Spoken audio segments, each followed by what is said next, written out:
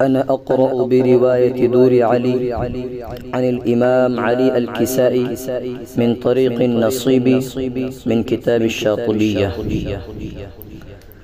أعوذ بالله من الشيطان الرجيم. بسم الله الرحمن الرحيم.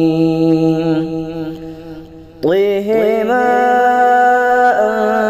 أنزلنا عليك القرآن لتشقي إلا تذكرة لمن يخشى تنزيلا ممن خلق الأرض والسماوات العلى الرحمن على العرش استوى له ما في السماوات وما في الأرض وما بينهما وما تحت الثرى وإن تجهر بالقول فإنه يعلم السر وأخفى.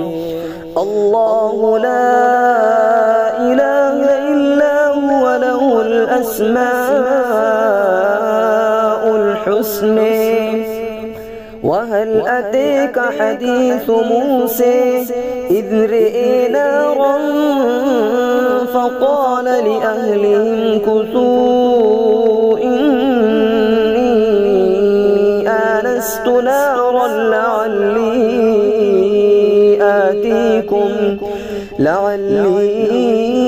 آتيكم منها بقبس أو أجد على النار هدى.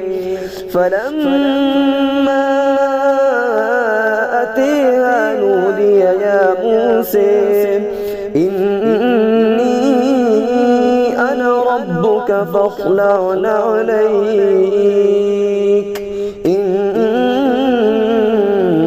بالوادي المقدس طوى وأنا اخترتك فاستمع لما يوحى إنني أنا الله لا إله إلا أنا فاعبدني وأقم الصلاة لذكري.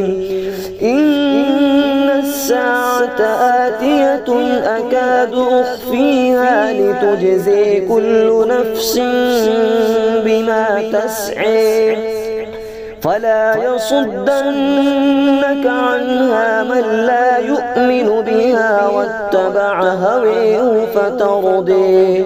وما تلك بيمينك يا موسى؟